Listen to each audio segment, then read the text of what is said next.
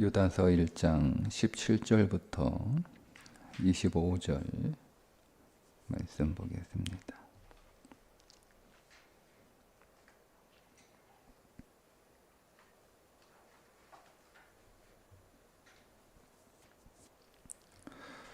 함께 읽습니다. 사랑하는 자들아, 너희는 우리 주 예수 그리스도의 사도들이 미리 한 말을 기억하라. 그들이 너희에게 말하기를 마지막 때에 자기의 경건하지 않은 정욕대로 행하며 조롱하는 자들이 있으리라 하였나니, 이 사람들은 분열을 일으키는 자며 육에 속한 자며 성령이 없는 자니라. 사랑하는 자들아, 너희는 너희의 지극히 거룩한 믿음 위에 자신을 세우며 성령으로 기도하며 하나님의 사랑 안에서 자신을 지키며 영생에 이르도록 우리 주 예수 그리스도의 긍휼을 기다리라. 어떤 의심하는 자들을 긍휼히 여기라. 또 어떤 자를 불에서 끌어내어 구원하라. 또 어떤 자를 육체로 더럽힌 옷까지도 미워하되 두려움으로 긍휼히 여기라. 능히 너희를 보호하사 거침이 없게 하시고 너희로 그 영광 앞에 흠이 없이 기쁨으로 서게 하시리. 곧 우리 구주 홀로 하나이신 하나님께 우리 주 예수 그리스도로 말미암아 영광과 위엄과 권력과 권세가 영원 전부터 이제와 영원토록 있을지어다. 아멘.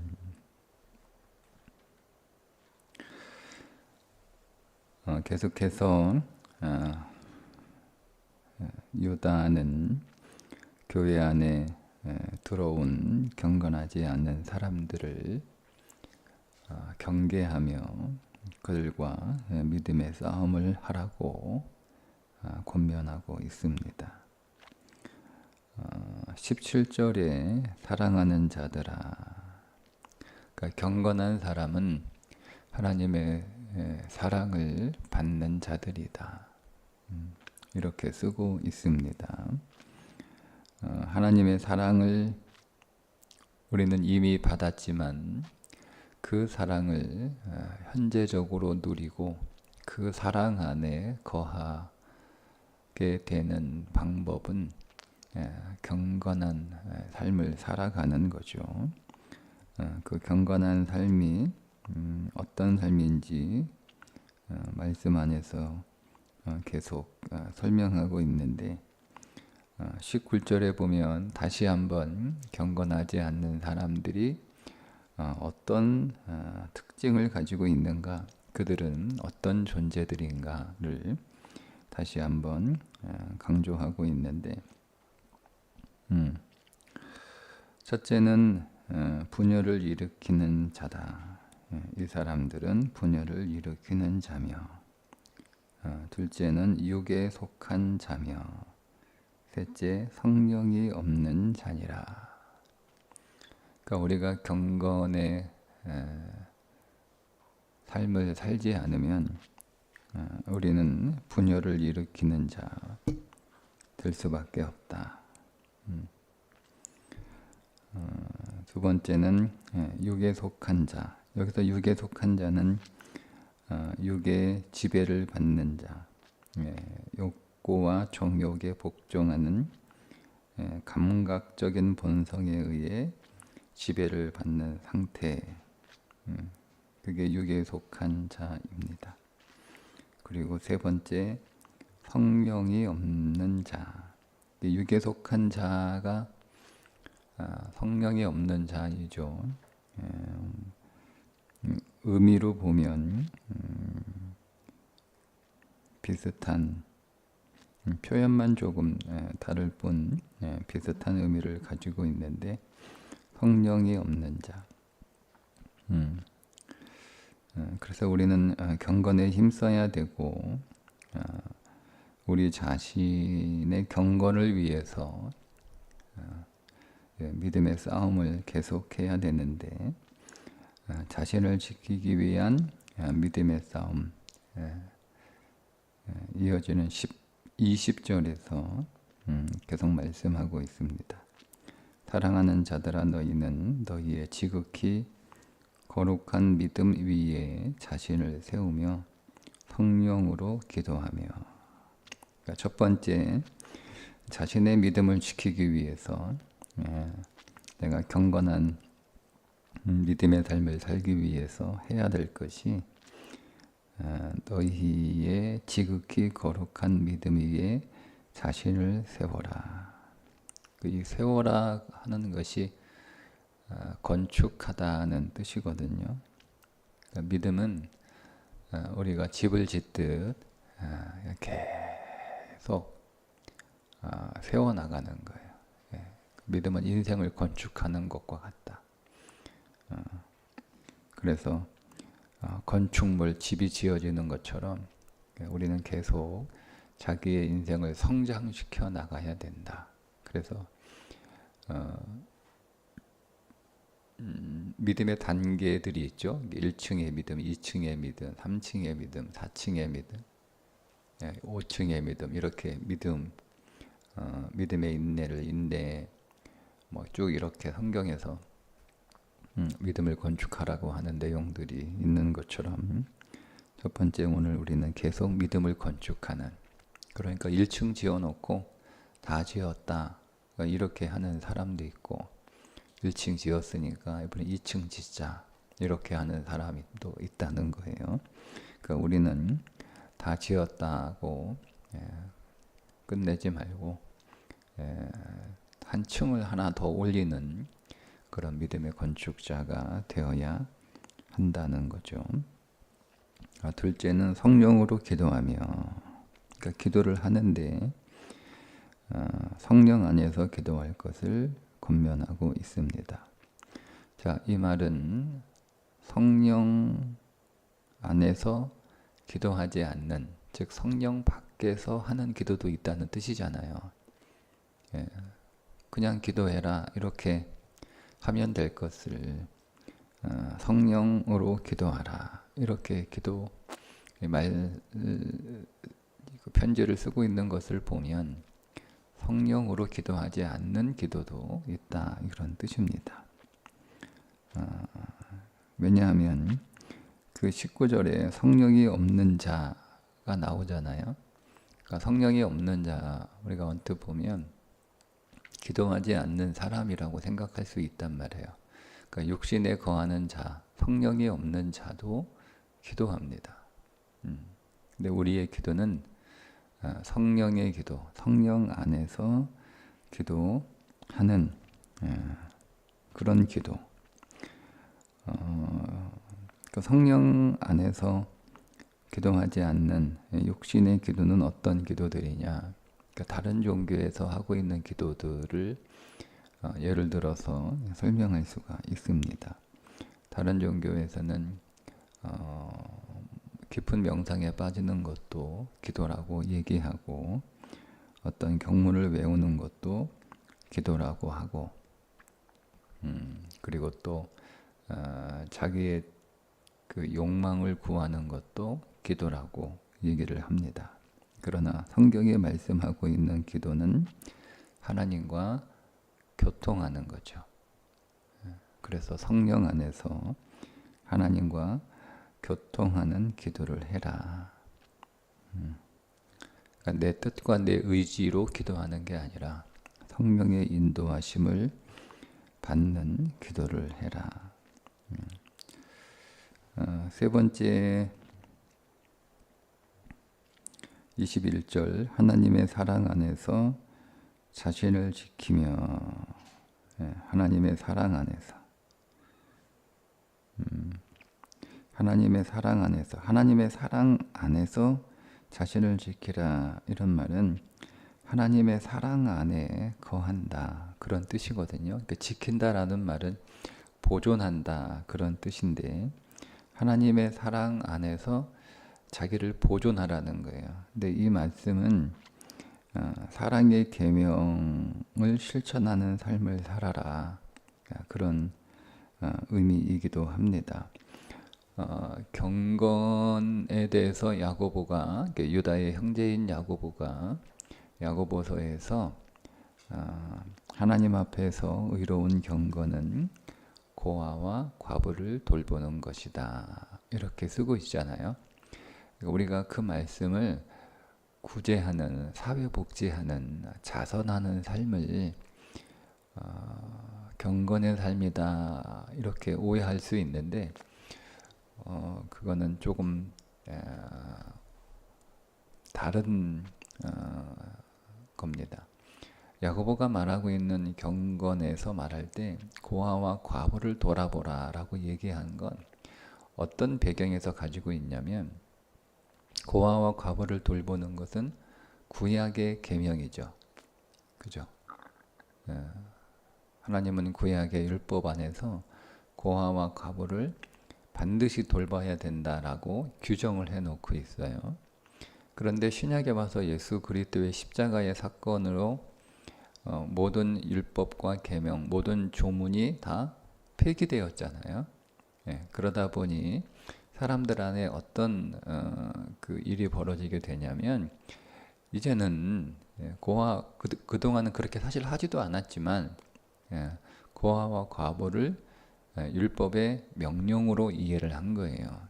근데 그리스도 예수 안에서 그 조문이 폐기되었으니까 고아와 과부를 돌보는 그 계명도 폐기되었다라고 생각을 해서 고아와 과부 이제는 돌보지 않아도 돼, 그 율법이 폐기됐으니까, 이런 생각을 갖는단 말이에요.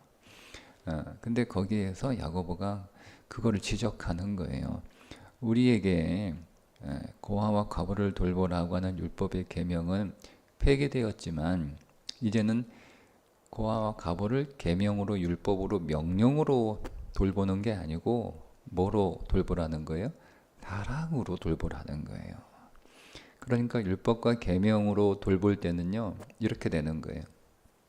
율법과 계명 안에서 정한 양만큼만 하면 되는 거예요. 예를 들자면 고아와 과부들을 위해서 추수할 때 밭을 다 벼를 베지 말고 한쪽을 남겨놓으라, 이렇게 그것이 이제 계명이 정하고 있는 고아와 과부를 돌보는 사랑이었잖아요. 그죠? 근데 사랑의 계명은 밭 귀퉁이 한쪽을 베지 않고 남겨두는 정도가 아니고, 사랑으로 고아와 과부를 돌보는 건 어떻게 하는 거예요? 더 적극적으로 돌봐주는 거잖아요. 그게 사랑의 계명이에요. 그래서 야고보가 고아와 과부를 돌아보는 것이 하나님 앞에서 의로운 경건이다라고 얘기한 건 구제하라 이런 뜻이 아니고, 이제는 우리의 그 믿음의 삶은 율법이 정한 계명의 그 정도를 넘어서는 사랑으로, 여러분 우리가 누군가를 의무와 책임감으로 돌보는 거하고 사랑으로 돌보는 거하고는 다르죠. 그 의무와 책임으로 돌보는 건 내가 그 사람들, 사회가 정한 그 수준만큼만 하면 되는 거예요. 그건 내 의무와 내 책임을 다 한 거잖아요. 근데 사랑으로 하는 건 그거를 넘어서는 거잖아요. 그 야고보가 말하는 게 그런 의미예요. 이제는 너희가 율법의 모든 조문이 폐기되었다고 해서 하나님의 말씀에 순종하는, 실천하는 삶을 안 살아도 된다. 그건 믿음이 아니라는 거죠. 우리에게 믿음의 새 계명을 주셨는데, 내가 너희에게 새 계명을 주노니 너희는 서로 사랑하라 라고 하는 계명을 우리에게 주셨으니, 우리는 그 사랑의 계명으로 고아와 과부를 우리의 의무나 책임감으로 돌보지 말고 사랑으로 더 돌보라는 거야. 더 돌보라는 거야. 더. 이제는 그런 어떤 어떤 율법의 명령에 순종하는, 마지못해서 딱 여기까지만 딱 하니까 귀퉁이에 추수 딱 남겨놨으면 난 다 돌본 거야. 이거 그렇게 할 거 아니에요, 사람들이. 고아 과부 왜 안 돌봐? 그러면 아니 내가 추수할 때 그 귀퉁이 하나 조금 남겨놨어. 근데 그쪽에 조금 남겨놓는 게 다 다르잖아요. 예? 한 주먹 남겨놓을 수도 있고, 두 주먹 남겨놓을 수 있고, 세 주먹 남겨놓을 수도 있고, 그냥 남겨놓고 싶은 만큼만 남겨놓으면 되는 거예요. 내가 남겨놓잖아. 어. 근데 그런 수준이 아니고, 진짜 경건은 사랑으로 하는 거, 사랑으로. 그러니까 이런 거죠. 우리가 하나님 앞에 예배하는 거, 뭐 교회 섬기는 거, 또 우리 이웃을 사랑하는 거, 뭐 이런 거를 우리가 다 경건의 영역 안에 들어올 때 예배를 내가 정한 만큼만 하면 되는 거죠. 정한 만큼. 우리 헌법이 정한 만큼은 공예배 3번 잘 나오면 되는 거예요. 그럼 내가 예배 3번 잘 나왔으면 됐지. 뭐 이렇게 하는 거잖아요. 근데 사랑으로는 내가 하고 싶으면 더 하는 거잖아요. 이게 다른 거예요. 여기서 말씀하고 있는 사랑 안에서 자기를 지키는 건 이제는 단순히 어떤 의무와 책임의 수준에서 사랑하는 게 아니고 사랑으로 하는 거예요. 사랑으로. 모든 것들을 기준이 사랑이에요. 사랑으로. 그럴 때 그게 경건한 자신을 지키는 믿음의 싸움이다 라는 겁니다. 그리고 네 번째, 영생에 이르도록 우리 주 예수 그리스도의 긍휼을 기다리라. 이 긍휼을 기다린다라고 하는 말은 재림의 때를 소망으로 기다리라 이런 뜻입니다. 그러니까 우리가 이 땅 위에서 다시 오실 주님을 만날 준비를 하며 살아가는 게 경건인 거예요. 지금 뭐 당장 내가 하나님 앞에 뭔가를 응답받아야 되니까 내가 하나님 앞에 밉보이면 하나님이 응답 안 해주실 거니까 하나님한테 잘 보이기 위해서 하는 경건, 그런 경건이 아니고 주님이 이제 신부인 나를 맞이하기 위해서 신랑으로 오실 텐데 그 신랑으로 오실 주님을 내가 잘 맞이하기 위해서 그걸 기대하며 그걸 소망하며 오늘을 살아가는 거죠. 그러니까 세상에 물들지 않고 거룩하고 순결한 그리스도의 신부로 자신을 지키면서 살아가는 게 그게 경건의 삶이라는 거예요. 그러니까 그거를 지키라는 거죠. 그것을 위해서 싸우라는 거예요. 믿음의 건축을 위해서 싸우고 성령 안에서 기도하며 싸우고 새 계명인 사랑의 삶을 위해서 싸우고 거룩하고 순결한 그리스도의 신부로 조성되기 위해서 싸우라. 이게 이제 자신을 위해서 싸워야 될 4가지 영적 싸움, 경건의 삶입니다. 자, 그 다음에 또 우리가 싸워야 할 것들이 있는데 그게 22절부터 불경건한 사람들의 영향 아래 있는 사람들, 그 사람들을 도와주기 위해서 해야 될 또 영적인 싸움이 있어요. 그러니까 신앙생활은 나 혼자 신앙생활 잘하면 되지 나만 잘하면 되지가 아니에요. 내가 신앙생활 잘하는 거, 내가 경건에 힘쓰는 거 당연한 거고 성도 가운데 믿음의 삶을 잘 살아가지 못하는 다른 사람들을 믿음으로 잘 세워가기 위해서 해야 될 싸움도 있다는 거예요. 그게 이제 22절. 자, 어떤 의심하는 자들을 긍휼히 여기라. 그 세 부류의 사람들이 있는데요. 경건하지 못한 영향 아래 있는 불경건한 자들의 피해를 당하고 있는 그 세 부류의 사람들이 있는데 첫 번째가 의심하는 자들이에요. 의심하는 자들. 앞에 보면 경건하지 못한 사람들을 조롱하는 자들이다. 18절에 그렇게 말씀하고 있잖아요. 여기서 의심하는 자들은 그렇게 조롱하는 자들에 의해 미혹을 받아서 그들이 하는 주장에 어느 정도 동조하고 있는 사람들, 그런 사람들이 의심하는 자들입니다. 자, 그렇게 의심하는 자들을 긍휼히 여기라, 불쌍히 여기라는 거죠. 예. 자, 두 번째 사람들은 23절에 또 어떤 자를 불에서 끌어내어 구원하라. 여기서 어떤 자는 22절에 의심하는 그런 차원을 넘어서서 교회 안에 경건하지 못한 자들과 깊숙이 연루되어 멸망의 불 속에 빠져 있는 사람들이에요. 그 멸망의 불 속에 빠져 들어간 자들을 구원해 내라는 거예요. 적극적으로. 그리고 세 번째 대상은 어떤 자를 그 육체로 더럽힌 옷까지도 미워하되, 어떤 자가 또 누구냐면 앞에 있는 어떤 자는 멸망의 불 속에 빠진 사람들이고, 뒤에 나오는 또 어떤 자는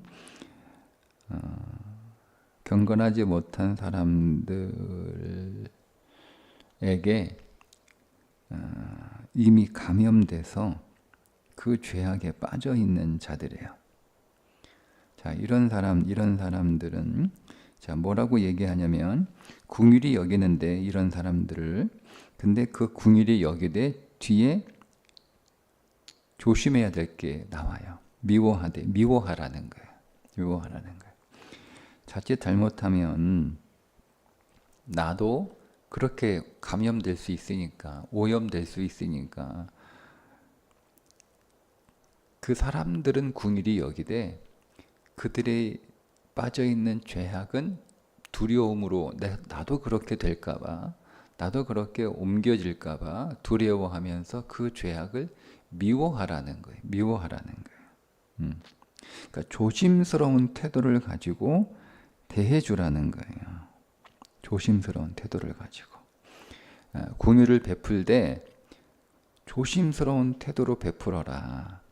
즉 그들에게 긍휼을 베풀기는 하지만 그들의 죄에 내가 오염되지 않도록, 이렇게 얘기하잖아요. 그 육체로 더럽힌 옷을 입고 있는 자들이니까 괜히 그 사람들 도와준다고 하다가 그 더러운 옷에 묻어있는 것이, 그 옷에 묻어있는 더러운 것이 내 옷에도 묻지 않도록 그렇게 믿음의 중심을 잃지 않고 두려운 태도로 그들을 대하라는 거예요. 그러니까 우리가 이거 분별을 해야 되는 거예요. 우리 안에 경건하지 못한 자들의 영향 안에 있는 사람들이, 이 사람이 의심하는 자인가, 멸망의 불 속에 빠져 있는 자인가, 아니면 이미 오염된 자들인가, 이렇게 구분해야 되는 거예요. 그 사람들의 불경건한 상태에 따라서 그들을 대하는 게 달라져야 한다는 거예요. 전략적으로. 무조건 우리는 긍휼로 대해야 된다. 무조건. 그러니까 이 사랑이라는 게 너무 우리는 잘못 적용을 해서, 사랑은 그냥 무조건 잘해주는 거, 무조건 덮어주는 거, 무조건 받아주는 거, 이게 사랑이라고 생각을 해요. 근데 아니잖아요. 오늘 말씀에 의하면 사람들이 다 수준이 있는데 의심하는 사람들은 불쌍히 여겨야 되는 거예요. 근데 불구덩이에 빠져있는 사람들은 빨리 가서 그 사람 건져줘야 되는 거예요. 그런데 이미 오염된 사람들도 있단 말이에요. 이 사람들도 물론 우리가 긍휼히 대해야 되지만 무조건 긍휼히 대했다가는 그들의 죄악이 공동체 안에 계속 번지니까 그냥 무조건 긍휼로 대하는, 의심하는 자들을 긍휼로 대하듯 무조건 덮어두고 무조건 이렇게 그냥 놔두는 그런 건 온전한 긍휼이 아니다. 그러니까 오염된 자들은 일단 조심해야 된다라고 말하고 있습니다. 자, 이렇게 자기 자신을 지키기 위해서 해야 될 싸움이 있고, 교회 공동체를 지키기 위해서 해야 될 싸움이 있습니다. 이 싸움을 오늘 우리가 어제 보았던 말씀처럼 힘써 싸우라는 거예요. 믿음의 도를 지키기 위하여 힘써 싸워야 되는 거죠. 그러니까 어떻게 싸워야 되는지가 오늘 말씀이에요. 자기 자신을 지키기 위해서 믿음의 건축을 하고, 성령 안에서 기도하고, 사랑의 삶을 살고, 다시 오실 주님을 맞이할 거룩한 그리스도의 신부가 되기 위해서 싸우라는 거예요. 그러니까 나를 지키기 위해서, 믿음의 도를 지키기 위해서 싸워야 될 싸움은 이런 것들이고, 나 자신만을 위해서 싸우는 건 안 되니까 내가 속한 공동체를 또 지키기 위해서, 그래야 내가 그 공동체 안에 있으니까 나를 지킬 뿐만 아니라 우리는 공동체를 지키는 믿음의 싸움을 해야 되는 거죠. 내가 그 공동체에 속해 있으니까. 그래서 그 공동체를 지키기 위해서 싸워야 되는데 어떻게 싸우냐? 자, 의심하는 자들을 궁일이 여기고, 예. 그 다음에 불 속에 빠진 자들을 끌어내어 구원하고, 완전히 오염된 자들 궁일이 여기되 그러나 그들은 조심해서 다뤄라. 자칫하면 그들의 더러움이 내게도 옮겨질 수 있으니까 조심해서 다뤄라. 궁일이 되어야긴 하지만 그들의 죄에서만큼은, 그러니까 사람은 궁일이 여기되 그들이 잘못한 것, 그들의 죄에서, 그 죄에 대해서만큼은 조금도 동정심을 보이지 말고 그 죄에 대하여 혐오하는 그런 태도를 가지는 것이 공동체를 지키는 믿음의 싸움이다. 이런 의미라 할 수가 있습니다. 자, 이제 결론인데요. 그럼 우리가 왜 이런 싸움을 해야 되느냐 하고 얘기하는 거예요. 그게 24절부터 마지막 26절까지 말씀인데, 간단하게 얘기하면 교회는 우리가 이런 치열한 믿음의 싸움을 해서 지켜야 할 만큼 교회는, 그리고 우리의 신앙은 위대하다는 거죠. 교회와 우리의 신앙이 위대하기 때문에 우리는 믿음의 싸움을 해야 한다는 거예요. 위대하니까, 소중하니까. 그러니까 우리는 그 믿음을 지키기 위해서, 교회를 지키기 위해서 싸워야 한다라는 겁니다. 자, 능히 너희를 보호하사 거침없게 하시고 너희로 그 영광 안에 흠이 없이 기쁨으로 서게 하시리. 곧 우리 구주 홀로 하나이신 하나님께 우리 주 예수 그리스도로 말미암아 영광과 위엄과 권력과 권세가, 그러니까 교회에는 영광이, 하나님의 영광, 하나님의 빛나는 영광, 교회는 위엄, 하나님의 위대하심이 있는 거예요. 교회는 권력, 하나님의 통치가 있는 것, 하나님의 다스리는 것. 권세, 교회는 하나님의 완전한 지배, 이 권세거든요. 그렇게 교회는 위대한 곳이기 때문에 우리는 그 교회를 지키기 위해서 믿음의 싸움을 계속해야 된다라고 말씀하고 있습니다. 오늘 이 말씀을 통해서 하나님께서 2025년 우리의 믿음과 우리의 교회를 지키시고 또 인도하시고 함께 해주신 것을 감사하고, 우리는 또 2026년 우리의 믿음을 지키기 위해서, 그리고 오늘 우리의 믿음의 터인 그리스도의 몸인 교회를 지키기 위해서 더 믿음의 경주를 더 열심히 하는 오늘 저와 여러분 될 수 있기를 주님의 이름으로 축복합니다. 기도하겠습니다. 하나님, 오늘 우리에게 주신 말씀대로 2026년도 믿음을 지키기 위한 영적 싸움을 계속할 수 있도록, 그리고 더 승리할 수 있도록 우리 자신의 믿음뿐만 아니라 교회를 지키고 보호하는 일에 더 열심을 내어 오늘 하나님의 영광과 위엄과 권력과 권세가 영원히 있는 오늘 하나님의 몸된 주님의 몸된 교회를 더 사랑하고 더 기뻐하고 더 감사하고 더 소중히 여기는 믿음의 한 해가 될 수 있도록 우리의 믿음의 경주를 힘있게 하시고 주께서 붙잡아 주옵소서. 예수님의 이름으로 기도합니다. 아멘.